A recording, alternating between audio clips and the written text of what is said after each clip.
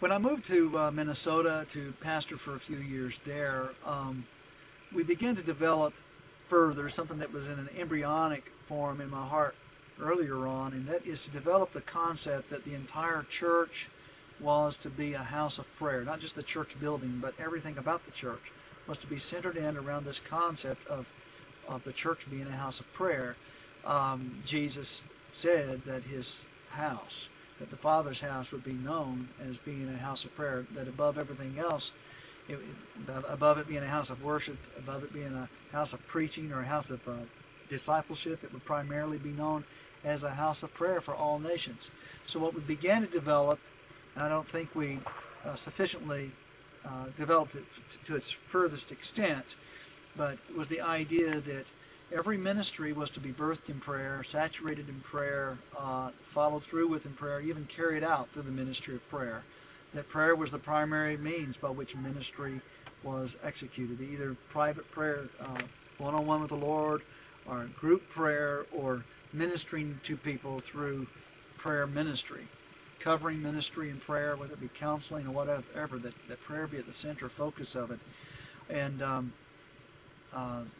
so what we did, we took Rick Warren's purpose-driven model, and if those of you that are familiar with that model will remember that there is it's kind of centered around the concept of a baseball diamond, home plate, first base, second base, third base, and a pitcher's mound, and each one of those positions represent an emphasis in the church, and we put right in the middle the very thing that gets the game going, so to speak, is worship and prayer. Worship and prayer. We put the two together, put that right at the center of what we believe that God wanted to do in the church, that caused us to fulfill our highest calling. And I believe the highest calling is the calling to be a worshiper of God, and you mingle that together with prayer, kind of a play off of the Tabernacle of David, the harp and bowl concept that's been made popular, that worship and prayer go hand in hand.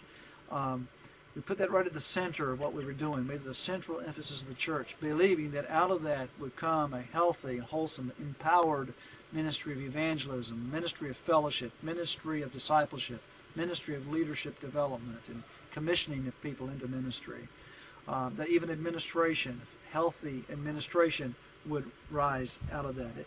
As you can see, it's kind of hot out here. I'm kind of sweating today here in Cleveland, Tennessee. But we had...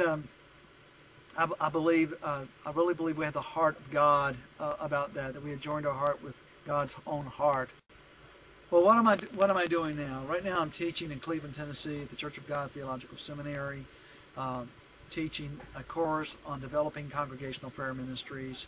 I'm also working as a prayer ministries consultant to a church, working with my own church that I'm attending, coordinating, overseeing the Sunday morning prayer ministry team ministry, and very open to whatever the doors the Lord might open, doing some writing, some teaching on prayer.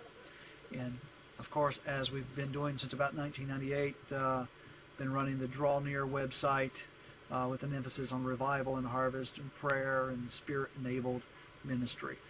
So basically, there it is. There's my life quest, my prayer quest, my journey of discovery, and in many ways I feel like I've just begun the journey at age 49, still in pursuit, still in hot pursuit of the presence of the Lord, the glory of God, desiring to behold His face, not only in the life to come, but in this life, pursuing Him through a prayerful life.